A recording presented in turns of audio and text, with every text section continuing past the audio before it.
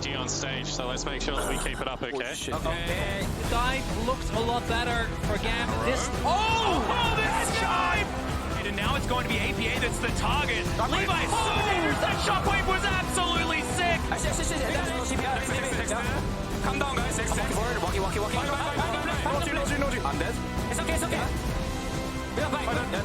For TL is the question. Gets health bars is so low. Can they keep the phalanx? And Kiaya is now just bonking them all on the head. That is going to be the team fight win, and GAM might just walk through. And welcome back to Worlds 2024 Swiss stage as it is. Wait, what time is it actually? It's time to make you guys believe. That's right, representing for all the minor regions around the world. We are here, we're the VCS, and we're here to make some noise and repeat history just like we did last year in Busan and Seoul. Worlds 2023 is coming to you here at Worlds 2024. Team Liquid, you know what time it is, baby. It's GAM time! Let's go! Woo! And of course, can't get the shades.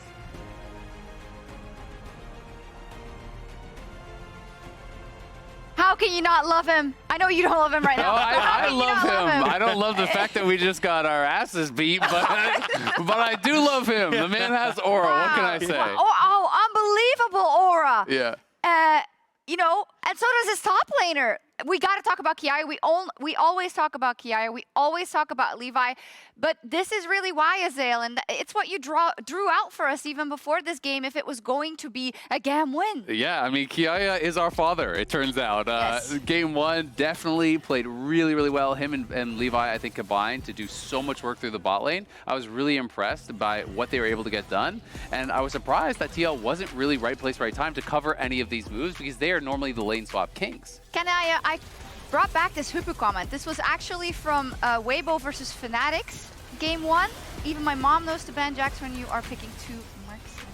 Yeah, and it was kind of the case here. Kiaya got off to a great lead in the lane swap, being able to then punish up against Impact on this Aurora and get these early leads. And then when you got to that later portion of the game, it didn't really come back to, oh, well, we've got Orianna has some nice ults. But realistically, it was Kiaya standing tall at the end of every single one of these fights, diving in onto the back line, the great shock waves. And I think it was really impressive the way, well, they just felt at home. It was Levi constantly playing towards Kiaya on those side lanes, making sure that he could get these leads and never giving TL a massive window back into the game. And I was just so impressed with how much confidence they were playing with, right? Like, it's really nice to see, you know, Levi's going for Q flashes constantly. They're playing towards their win conditions. They're diving deep and going really, really aggressive. And it was just awesome to see them playing at that level. Yeah, it is impressive, but it is not unprecedented for GAM. I feel like when they do get a lead, they don't stop, and I was afraid that they were going to lose it in the mid game because we even saw it a little bit. But you talked about Levi and his mechanics. Well, he's been showing them off also in this HyperX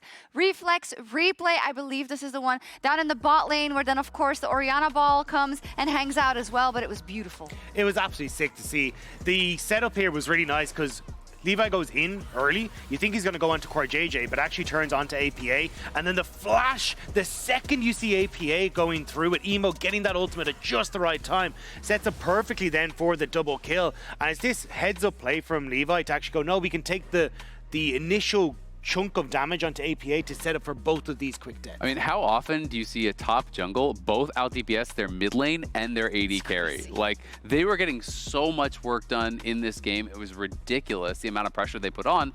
And with the draft that TL had, you're drafting double AD carry, you're drafting a burst solo AP, which is fine, but it means there's no threat on the Jax once he gets really, really fed. When he got through those early levels for free in the lane swaps, I think TL's lane assignments were really questionable after they got that initial dive. I think that they could have had just Impact laning down bot.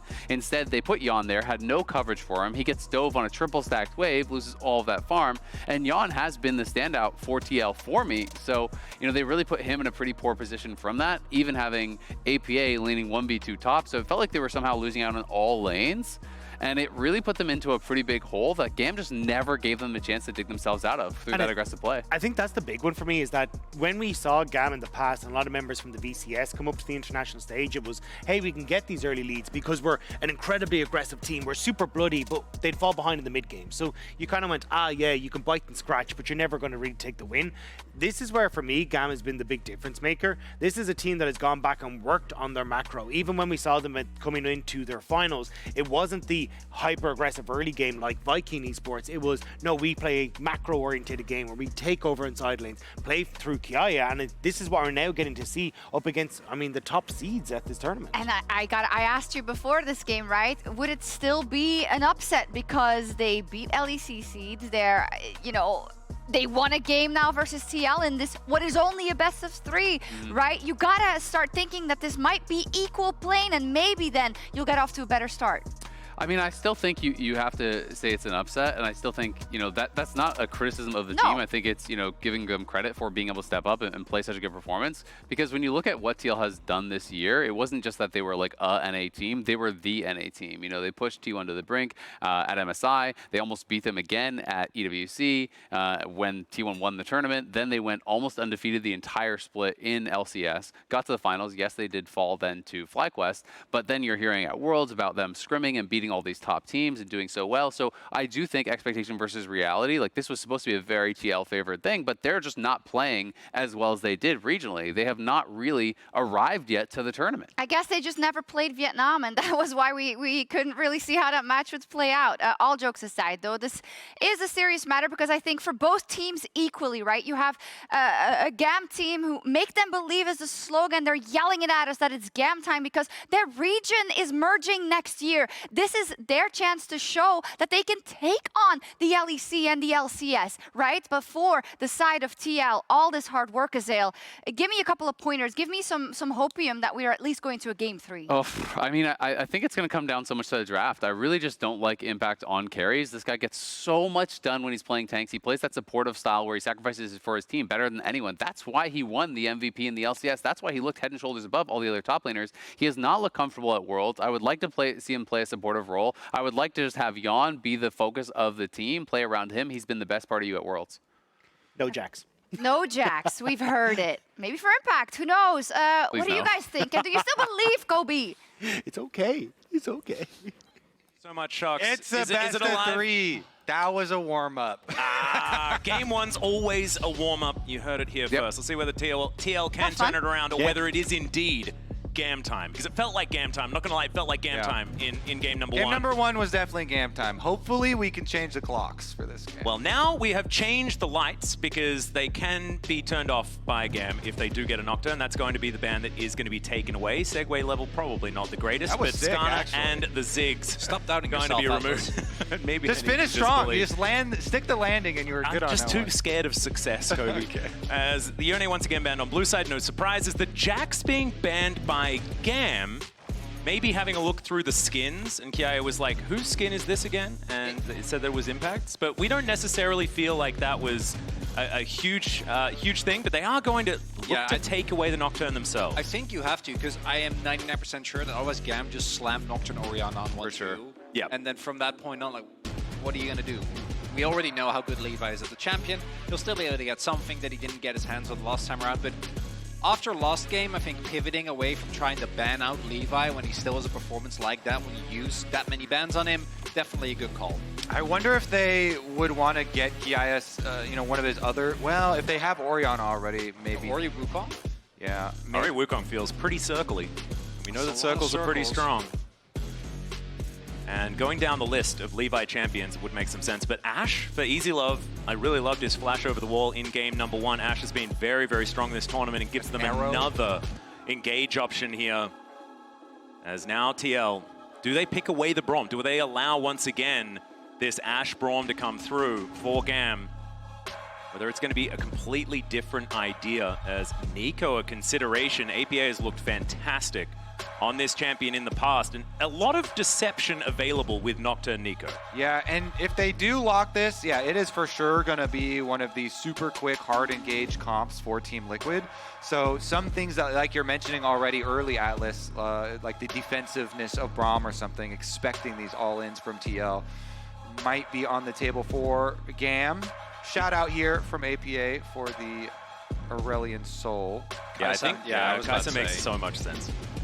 If you're going full dive comp, then you want to get your Kai'Sa early because Kai'Sa will get banned. Kai'Sa is also one of the champions that, while she works really well in the dive draft, I think also gives an alternative win condition in the...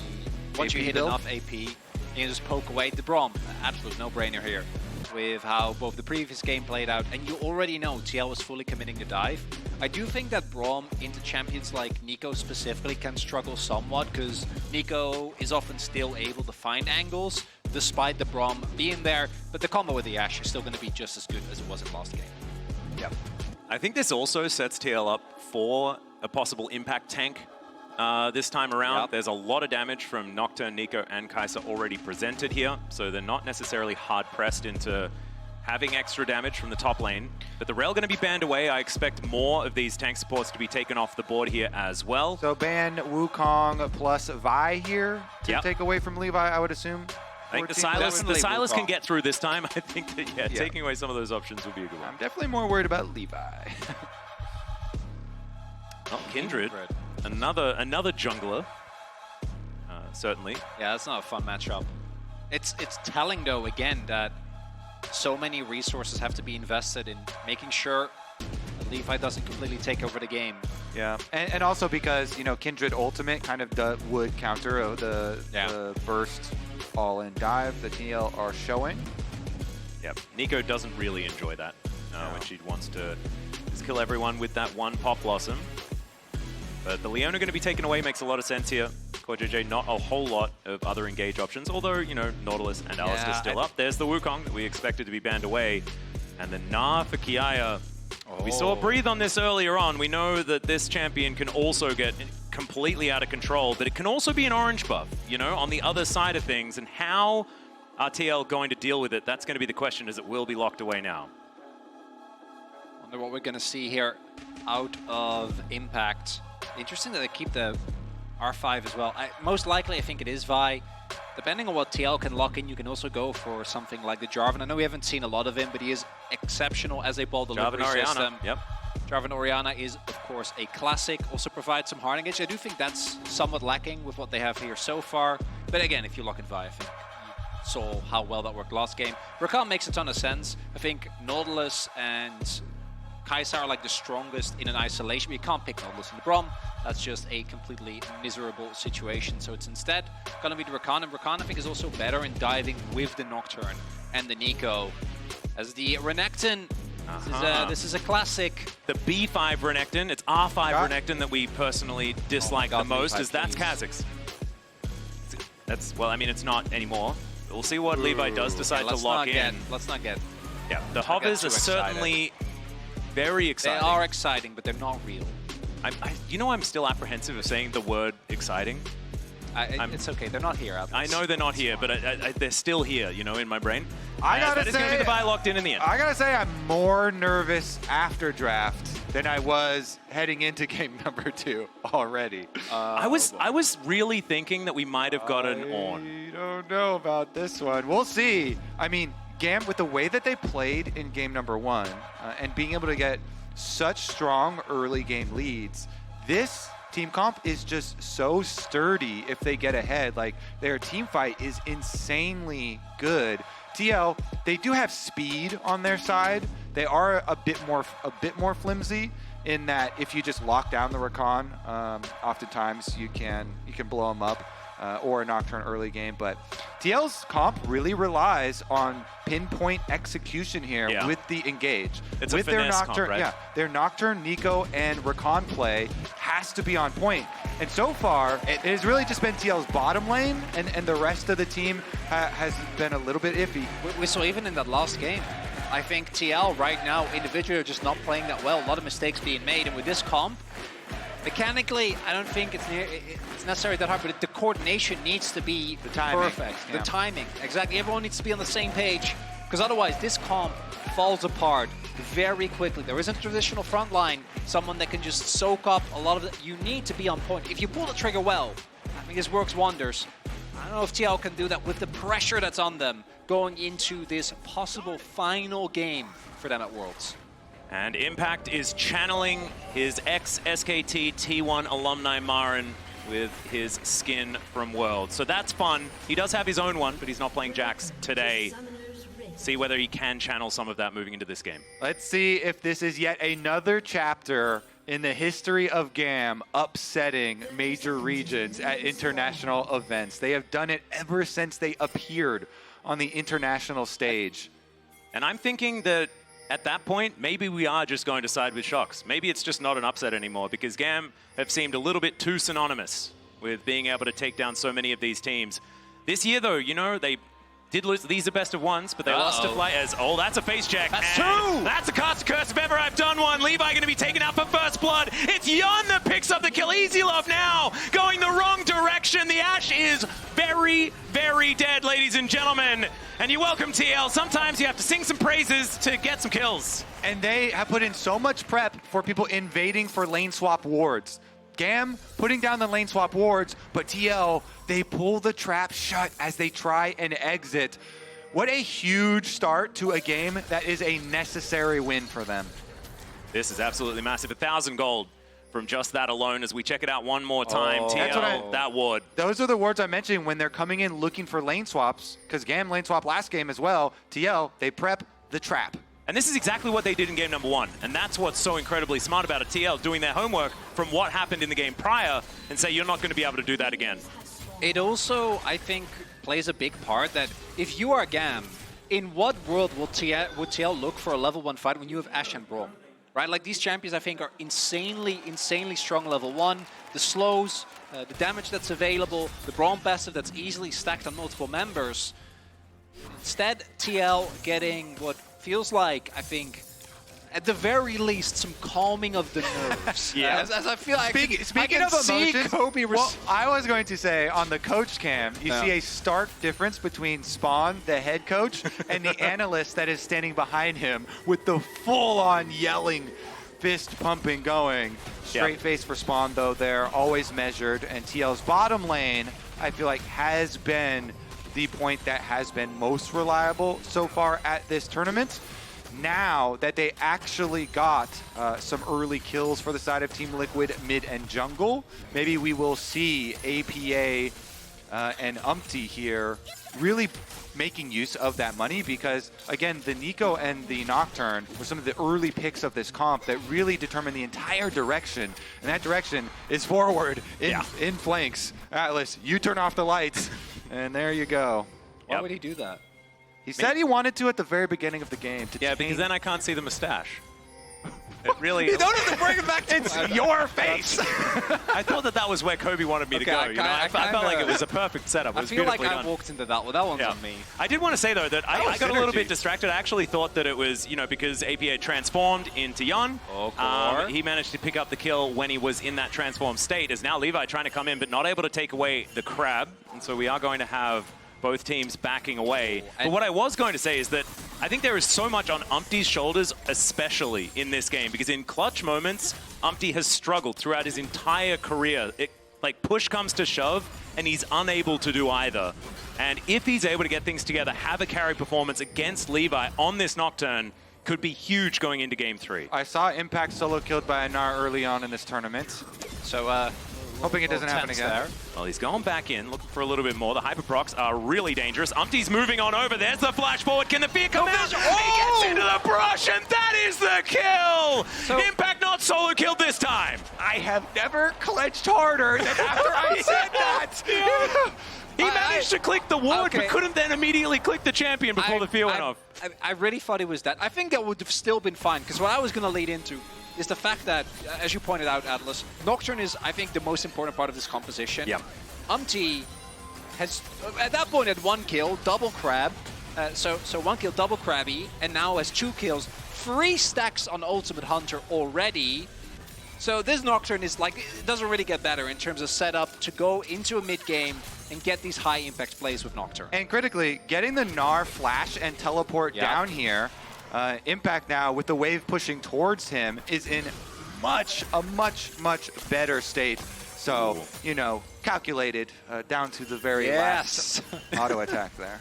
Danglebob's landing, and Emo taking a whole lot of damage here with this caster matchup. I feel like APA is in a lot more comfort of a position here on the Neeko as well. I just feel like his Neeko 100%. just feels amazing. So, everyone's going to look at the flashes that you know, he messed up in the earlier games of the tournament on Neeko, but this is one of his most played champions that he has a lot of confidence on. He was always a really big playmaker, invested a bunch of time into it. So it's a flash. APA is in a scary position right now. Shave Splitter, of course, can really help. You think Levi? Oh, no, not waiting. Oh, he's going to walk out of it. The Pop Blossom goes absolutely nowhere as Levi gets in, but the Flash gets APA out of there. Emo, Elio trying to get on through as there's the dissonance. Oh, again! No, Clockwork was wound up, and now the grand entrance comes in. Emo gonna burn down. Corejj locks up the kill, and APA's back. He finds another one. UmTi, this ultimate hunter is almost fully stacked before he even has the ability. The counter from Team Liquid is good. Even though the shockwave from Emo made them pause, the follow-through was way too much there. Oh, yet another cleanly calculated play. Not even close. And I want to highlight, I think GAM getting a little bit overexcited here. Because yes, Emo is 6, but if you wait for Levi to have 6, this play always works. Beautiful. Right? There is no way it doesn't. The shockwave is beautiful. It completely dodges the knock-up from APA, but I think Levi actually still got stunned, so he uses his Q, uses his flash. So at that point, he is fully committed to just trying to make the play work. His free grabs come through, and UmTi is 3-0-2, 1.3k gold up.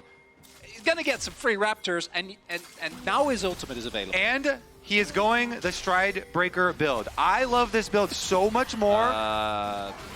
It's a bit confusing here as UmTi is going to be able to take the big Raptor. Levi, you cannot fight this. You can't. He's 3-0-2. You cannot fight this at all. Emo comes on over, gives him a shield and says, please leave. And UmTi is going to then move on over towards this Brambleback. APA being a melee minion was odd in the mid lane, but now we've got Impact trying to get Kiaya out of here, feeling a whole lot better in this instance. But now with the Hyperbrox coming in, Kiaya just going to be backing away, not going to commit any further.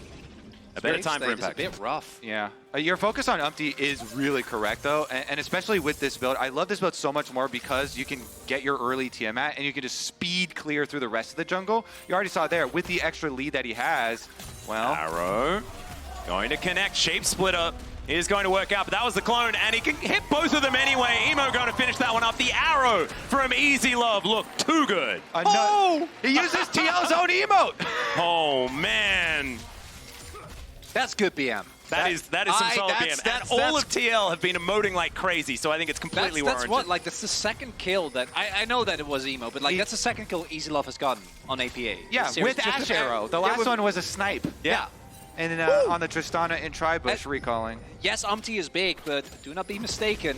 We saw how good there's this some fighting darkness was. here as there is a Megana on the horizon, but I think he's dead before it even happens. Cull the Meek comes through exactly like it says. Nope. And Impact's able to take that one down. No Horizon, Atlas. No. Not happening. Oh, it was on the horizon. Yeah, we just never got to the horizon. Or something like that. That's sad. Yeah.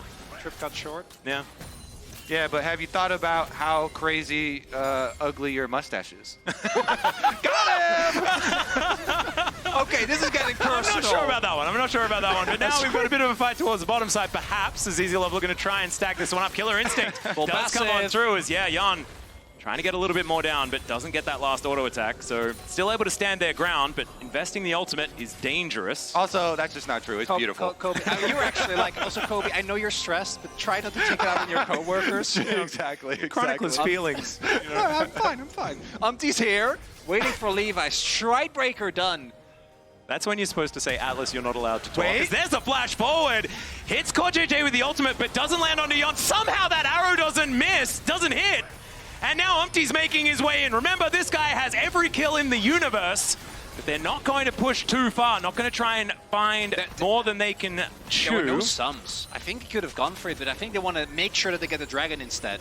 I think UmTi's also very aware of the fact that he has a gigantic bounty on his head, and if he dies, the game could be a big problem. And they don't have to push anything extra there because they have a guaranteed dragon. So I completely agree with both of you there. They're making the call. Probably a lot of, the talk heading into this game is, all right, let's be calm in our play. Once you get your lead, just play this one out because we can't give up anymore. If you lose this, then you are out of the tournament. So they don't want to over chase, take the guaranteed dragon, no Ashe Arrow, no Braum ultimate. They push the wave in, they just take their resources. And with this, even though the gold leads on the other end of the map aren't that big a deal, GAM's most vital members have effectively been, at least for now, taken out of the game, right? Both are facing very substantial losses, and For GAM, it's going to have to be a really heavy lifting duty or job from the rest of the team. Emo, EasyLove got to step. I know EasyLove has been trying with his Ashe arrows. That alone, I don't think it's going to be enough. Quite going to work. Hawkshot getting a lot of value here, spotting Corejj and UmTi making their way towards these Void Grubs. 6 didn't mean a whole lot for TL in game number 1, but this could be a very different story with the snowball they have already rolling. Yeah, 100% agree there because of the Nocturne also later for split pushing. Oh, yeah. They have a lot of potential to pressure those side lanes. You've got a lead on your Renekton, a much better state. It's also, so imagine being GAM and trying to push a side lane late game where you have to check every wave for the right amount of minions. There's a Nocturne and there's a Kai'Sa that can play off of basically everyone else. Well, immediate teleport to come through here as Elio trying to get himself out. The Ruthless Predator holding him in place for a little while. It is teleport invested, so it is a fair bit there from TL, but they also pick up the grubs on the other side. They can also crash a wave into the top lane outer turret. You can see Kiaya already very far back. Pop Blossom also, as EasyLove is just going to explode. APA grabbing his second, and now Kiaya could be in trouble. UmTi is more than a top laner at this point in time. He is still going to back away that inner turret. And Team Liquid, they can even rotate over to catch mid lane too. So TL winning both sides of the map here. You push in bottom with APA, you push in top with Yeon. Huge tower gold there for Team Liquid. Impact and Corejj rotate over to make sure no turret plates go down to Emo, and they can't keep pushing. So Team Liquid win the entire map in that sequence. We have UmTi just pushing a full wave into the turret. Yeah. He's just Well, Corejj is going to be in a little bit of trouble here. Battle Dance gets him out, and he's fine. Just fine. Nice. Wait, little, never mind. I got pranked by the mini-map. I got Neeko. That's what I'm talking about. It's confusing to play against. And it's also, the minimap does become a very dangerous thing to look at. And also, if you look at I know! Yeah, the kill feed as well is a bit of a problem because it comes up with different champions getting kills. It's a very confusing thing, but we will try and stay on the board as best we can, and if we make mistakes, please laugh at us. We've already been very on topic, very focused. Yeah, we've talked about a lot of things that are dangerous to look at in this series and the previous series. Now, let's focus up. Impact here. Going to get visual confirmation of Levi on the Raptors, but your job has really been set up for you already.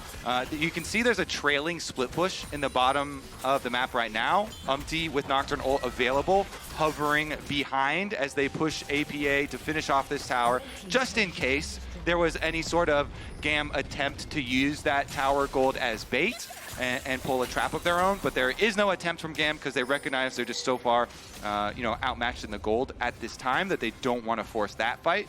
I think it's correct. This is 6.2k gold lead, like at 13 minutes. This is absolutely insane. Game should be completely unplayable from here on out for GAM. As much as I think they did an incredible job in the last game, it would be, unless multiple people on TL just all stack up into like a multi Emo Shockwave and Gnar combo, realistically, if any of their top literally any of their characters that isn't Corejj stays alive, they have enough gold right now to clean up the fight. And barring a catastrophe, I do like the fact that this is on track to being a shellacking, which is a game that was coined by Spawn himself. We get to ask him whether it's actually a real shellacking or not. Normally it's just a pre-25-minute win. There's not a whole lot to it, but sometimes there's nuance, and we will be able to We've already talked about a lot of rating systems, so I feel like we need to get into the depths of this one as well. No zigs in this game. We can't go through that one. Let's have a look at our MasterCard Lane Economy snapshot, and the snapshot is TL are winning by a lot in all of them. That's my breakdown. That is valid. Yeah. Not a lot of nuance on that snapshot. We're lacking a lot of nuance in this one. I can only imagine if you're GAM as well, that you're going to be obviously still looking for opportunities, but also going to be thinking about what we're going to do next game. Because this game really felt like with the way that the level 1 went, from that point on, the game is so hard as there is. Yeah, arrow going to connect, and it is going to connect. And it's very easy for Team Liquid to progress their snowball in this game because of the fact that they got the early grubs. So UmTi just, I was about to say, he just kills him. Yeah, right? he's just gonna kill him. Has a spell shield that's gonna be used on the Shockwave gorgeously, and I could have been really hyped for that, but there was just no way. Yeah, he's just dead. Yeah. You know the shockwave is coming. It has a good animation, so correctly reacts to it and is able to spell shield it. UmTi here, the general, marching through the enemy jungle now, actually pushes the bottom wave, starts to rotate over as Impact. It does manage to get the stun onto Levi, and there's the killer instinct to go in. Okay, Yeon might have gone a little bit too far, but the quickness comes on through, and the wallets are big and heavy. That is going to be a pop blossom. APA comes forward, and that's going to be on putting the last little cherry on top. And maybe there's another cherry, as EasyLove's going to have to flash away. Impact wants to try and catch up to him, but the volley will slow down the Crocodile, and EasyLove will limp his way back towards his base. And now is your line, Chronicler, because this time UmTi was pushing in the side lane all the way up to secondary. Actually, you know what? You're prophetic. I saw him, and I'm like, I'm not believing that. I'm not making the call again. It's a mirage. As we take a look, this is really, as you'd expect, STL, when you're this fed, any fight basically is a good fight, right? This doesn't start out that well. A lot of damage goes into Yeon. He doesn't really get to do as much as ideally he'd like, but it just doesn't matter. GAM is very deep into enemy territory. And to your point, he is ulting, you know, point blank his face right into 2 melees, but that he knows, especially with the shield, they won't have enough damage to finish him off since his entire team is there. And they have the item advantage, so full sends it, gets the extra reward for TL to continue to push forward. And I feel like a lot of people talk about these damage Dragon Souls as being some of the best for snowballing a game. I think the Mountain Soul is really underrated in that department because you can just go all in on damage in your itemization and everyone's basically a tank at the same time. I love those types, especially when you have a Kai'Sa that wants to ult face first into people. And get a massive shield, and I hear that resistances are pretty good when you get a massive shield. I love casting with you guys straight off the plane. Because we talk about massive shields. Extra fun. TL here. I'm always like this. I don't know what you're talking about, Kobe. TL, though, also take a look at just the complete vision coverage. With both sides of the jungle warded up, they're going to continue to threaten these plays where they can easily rotate from their mid lane and from your jungle over to pick people off on the side of GAM. And that's kind of the point where you guys are talking about how hard it is for GAM to even set up their comeback play, is because the entire area is just lit up for TL and they have all of these tools to pick you off. Especially, I think, when you hit level 2 on the Killer Instinct, like the range becomes so big. Level 1, you still have to be very close, but you've just got 2 Nocturnes, basically. You do, yeah, and both of them will kill you very quickly and not give you a whole lot of counterplay. And for TL now, again, I wonder, because barring something absolutely insane happening, TL's going to win this game. I'm going to go to 1-1. All right, stop trying to curse. Okay, tell me I'm wrong. No way. Well, there's a Pop Blossom, gets a flash, and there's a Paranoia, so I don't think that Emo's going to be getting out of this one. That is going to be the Tangle Barbs landing there as well. As meanwhile, on the other side of the fight, Kiaya trying to get that wallop down. It's going to work out, but Impact is so tanky. The Gnar into the wall is fantastic. But Yeon, they're just one after the other, dive bombing these members of GAM. And Kiaya gets under his inner turret, but he is still limping away without a jungler. So as I was saying, what does it mean for the series? Because at the same time, like, this game felt like it was over, not necessarily level 1, but I think once the early skirmish came through, where they got the gank onto top side, grand entrance. How is Game 3 going to look? As that's Kiaya probably dead. He's burning down. Corejj going to collect it with the Ignite, and now the base is broken open. Impact looking to put another dent into it in that mid lane as well. But TL, a lot of money available. They're going to go back and spend it before these inhibitors are going to be tested. It is... that's a 12,000 gold lead pre-20 minutes. I mean, that's why I'm kind of, going off Chronicler's early point about what does next game look like? Well, and I actually think it's really, it's kind of better for GAM, and I know it seems weird, right? But if you're just completely knocked out of a game, you get this entire game to think about Game 3. And it's also, I feel like for GAM, they're already the underdog. They had a really good Game 1, I think, in multiple facets. And a game like this, I think, it's the same where if you lose level 1, it's much easier to write off than if it's a hard-fought, 40-minute slugfest. And as the underdog, I think GAM, going into next game, still should be very confident, even with this game obviously being a write-off. So your perspective is, this game is such a big beatdown that it's like ripping off a Band-Aid quickly? Yeah, no, straight up. That's exactly You're what like, oh, we already lost that a while ago. Actually, no, but don't you think the players are in here 15 minutes in? They're like, already thinking about draft for the next game, already thinking about specifically the level 1 setup, and checking their corners, basically, if you are going to invade looking for lane swaps. As you said, you know, TL have really focused on that aspect of the game. And it's side selection as well, you know, they can move over to the blue side, then there's going to be a complete change up when it comes to these bans, and TL have utilized blue very well because they need to ban things like Aurora on blue and the Yone on blue, as Corejj might be caught out here, but is able to just move back towards a plethora of vision and teammates that are moving in. So if we take this line of thought further, and you're looking at it from TL's side, would you then want to just make them wait and live in this deficit for even longer? No, I think you want to just finish it as soon as you can. Yeah. Because it doesn't teach you anything, right? You don't get anything out of it. APA, that's good. Spotted. Vision, yeah, spotted out. That is very cute. He's just a void mine. I love that. Just hopping.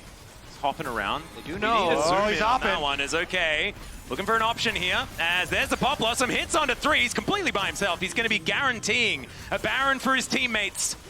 And there he goes. But, you know, that is still the Vi being taken down. The arrow is going to sail on in, and oh my goodness. Thankfully, Levi was one of the ones that did fall earlier on, so that one wasn't going to be a thing. As now Impact gets into that backline, it's his crocodile. Turn, as Kiaya pushes him into the wall there. Corejj not offering back a lot of damage, and TL throwing a couple of solo laners away, but now Yeon gets in. My God!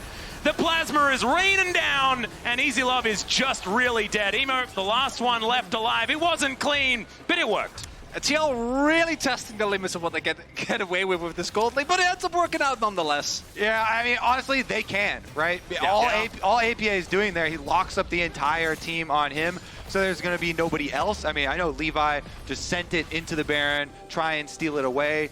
Let's look at the Levi side of it, because we all saw the APA side of it front and center, and he kind of walks up to go for the big ultimate, but Levi tried to get in the pit way ahead of time, because they did not have vision for the health, so had no idea, was just trying to get the miracle play right. So they're really just looking for the miracle attempts there on the side of GAM. I don't know. You don't know how you win this game, but it does start with stealing that Baron blind. Exactly. So makes a lot of sense. Yeah. Wasn't, of course, quite able to, because Hawkshot on cooldown, things like this means that you just can't get in there. TL going to look for Soul Point. They will be able to pick that one up. Now with the Baron, should be just about playing side lane homework, pushing them in, trying to break open this base. Already, the inhibitor turret in the mid lane is taken out. Still pretty early in this one, so getting all these waves in order is a little bit more difficult, but it's very, very heavy. So 14,000 gold, the approximate gold lead. Not used to talking about a lead like that when we have like downtime. Normally it's like 15,000 gold, and that gold is sort of raining down on the opposition, and then the Nexus explodes. But this is we're just setting up for some lanes, and TL have the entire bank. Yeah. The gold lead here, massive, of course, at this early stage in the game, but so is the Baron buff pushing. So you kind of see like the decision there from TL. They're like, you know what, APA, that is a cool looking ult, but we're not going to follow with Kai'Sa ult and Nocturne ult. We're just going to finish the Baron so that we can finish this game. And they use that Baron, push in. They've got enough money, and another one. There's a 4-man Pop Blossom. Everyone is just put into the blender. TL, they do want to get out of this game, move to that game number 3, and they do it decisively off the back of APA. The Nexus turrets are now just going to fall like an afterthought. And with one of the largest gold leads I've ever seen, they will complete the shellacking at 24 minutes and 20 seconds into the game. We are going to 6 out of 6. Oh, you love to see it. For the final team to get to that 2-2 score, to see who gets another chance to make it to those quarterfinals. Exactly, and one more team is going to be leaving us, of course. So it is time to go to a break. We'll see whether it's TL that can carry the momentum or whether it's going to be GAM able to fight back in Game 3.